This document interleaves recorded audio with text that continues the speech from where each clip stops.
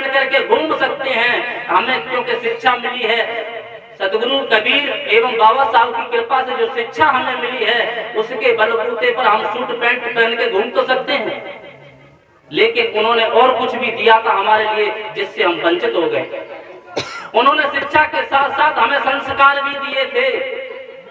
शिक्षा तो हमने ग्रहण की, शिक्षा के आधार पर, शिक्षा के बलबूते पर आज हम एक चपरासी की नौकरी से लेकर के और मजिस्ट्रेट, कलेक्टर और जो डॉक्टर, अनेकों पदवियां हमारे पास मौजूद हैं।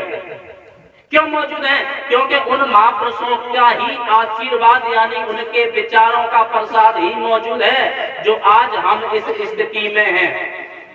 उन महापुरुषों की कृपा ही है जो आज मंच लगा करके इस पर बैठ करके एक संत का वेश पहन करके आपको कुछ संबोधित कर रहे हैं या आपके सामने मौजूद बैठे हुए हैं। वह समय भी बीत गया। क्यों? क्योंकि महापुरुषों के संघर्ष ऐसे थे, उनके विचार ऐसे थे जो आज हम इस स्थिति में आ गए। लेकिन आगे की जो स्थिति है वो हमारी महत्वपूर्ण तो विचारों पर होनी चाहिए।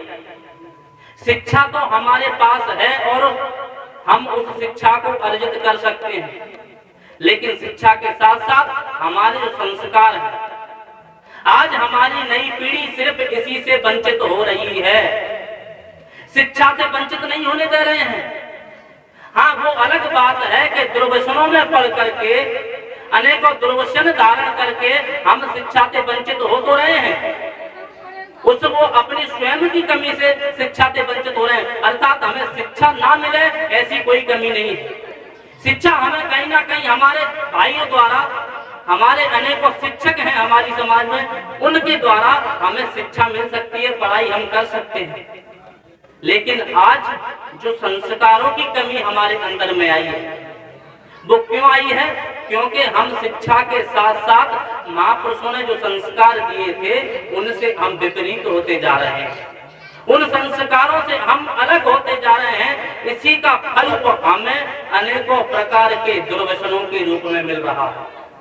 यदि आज हमारे अंदर में संस्कार होते, उनके यदि ज्ञान हमारे अंदर में होता, उनके ज्ञान रूपी सूरज का यदि प्रकाश होता, तो आज हम दुर्व्यसनों में अपनी समाज या अपने आप को नहीं डालते। क्या आप अपने आप का उद्धार इसलिए समझते हैं कि अमुक महापुरुषों की पूजा कर लूंगा, बाबा साहब के गुणगान कर लूंगा, उनके संविधान के अनुसार अपने जीवन को मैं चलाऊंगा? लेकिन एक शिक्षा और लेने की आवश्यकता है, उनके गुणगान करने की भी आवश्यकता है, उनके संविधान के अनुसार अपने जीवन को चलाने की आवश्यकता है, सदगुरु कबीर के ज्ञान के अनुसार अपने जीवन को ज्ञान में बनाने की भी आवश्यकता है, लेकिन साथ साथ उनकी रहने की भी आवश्यकता है। उनका जो जीवन था, उनका रहने का जो ढंग था, उनकी जो क्रियाकलाप, उनके खाने पीने का जो व्यवहार था, वो कैसा खाते थे, कैसा पीते थे, किस तरह बैठते थे, किस तरह बोलते थे, ये सारी चीजें भी हमारे जीवन में बहुत महत्व रखती हैं। वो महापुरुष कभी भी वो शराब नहीं पीते थे। जिन महापुरुषों की आज दुआई दे करके हम किसी भी कार्य की आरंभ करते हैं, किसी भी कार्य को हम समापन करते हैं, तो उस महापुरुषों के जीवन चरित्र को देखो।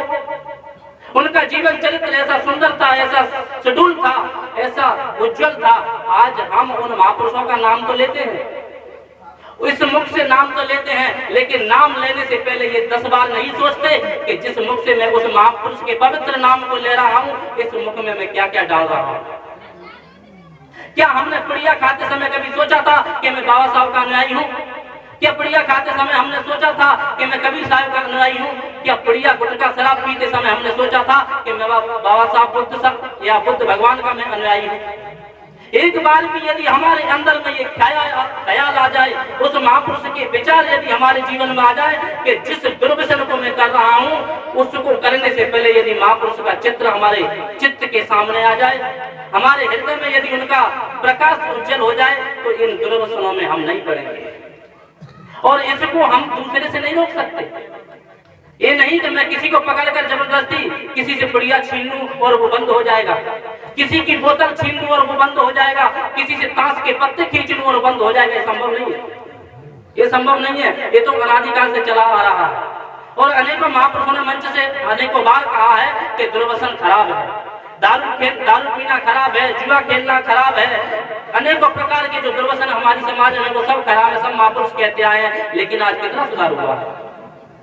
ये आवश्यकता है कि स्वयं हम उस बल को अर्जित करें, स्वयं हम उस ज्ञान को प्रकाशित करें जिससे हमारा अंधकार मिटे।